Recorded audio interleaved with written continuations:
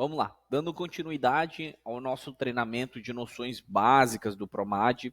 Agora você já entendeu a importância do sistema, quais as funcionalidades e teve uma visão geral do sistema. Nessa aula, na verdade, na aula de hoje, no momento que você está assistindo esse treinamento, nós vamos explorar a aba de clientes, tá? E todas as funções que tem por aqui, simulando algumas situações que podem acontecer no dia a dia, no desempenho das suas funções no escritório.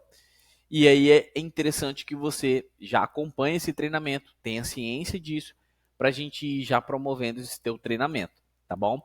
Então aqui, tendo uma visão geral aí da tela que está aparecendo no seu computador, nós já estamos no PROMAD aqui, e a gente vai passar aqui na aba de clientes, tá? Qual é a primeira função, qual é a primeira opção que o sistema oferece? É a opção de pesquisar cliente. De forma bem resumida, porque esse vídeo não tem essa intenção, a gente vai apenas explorar algumas situações. E na sequência eu vou fazer algumas simulações, na próxima videoaula, para você entender como é que funciona. Eu já fiz algumas adaptações aqui no meu sistema, para que você entenda como que funciona a pesquisa de clientes dentro do PROMAD. Toda pesquisa, ela parte de uma premissa de um termo de pesquisa. Você utiliza alguma informação para procurar algo. No PROMAD não é diferente. Eu vou apenas voltar para refazer o caminho e você acompanha na tela. Então, vou aqui na aba de clientes e clico na opção pesquisar cliente. O que essa funcionalidade nos traz? Traz formas da gente pesquisar qualquer informação dentro do escritório. Seja pelo nome do cliente, que é a função que está aqui, seja pelo nome da parte adversa, e aqui eu vou explicar para você apenas para você entender. O que é adverso? Quando a gente tem um processo, a gente tem duas partes em lados opostos no processo, o autor e réu, requerente e requerido.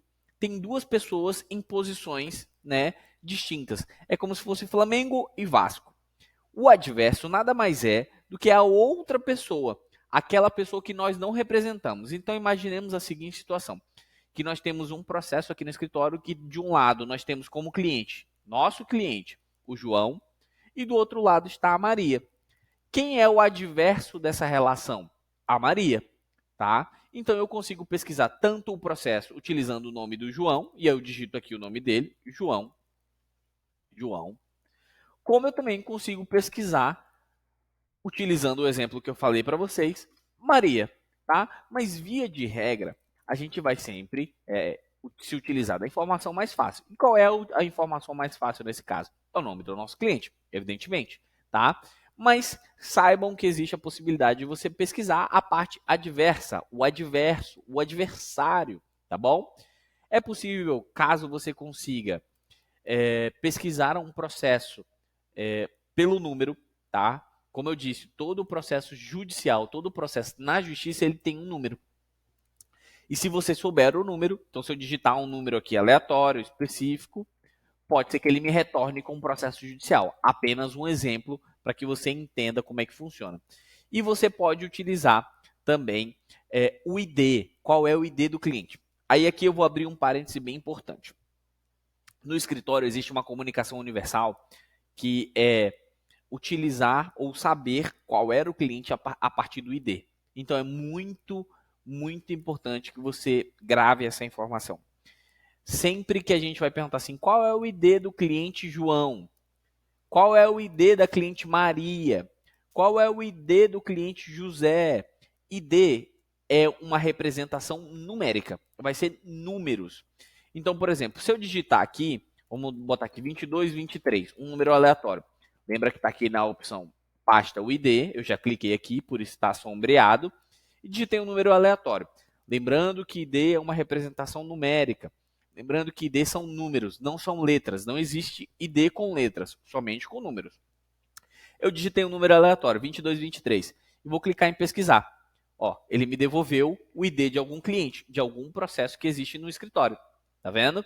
Eu vou mudar aqui só para você ver. Eu vou botar aqui 22, 56 agora. Vamos ver se ele vai me dar.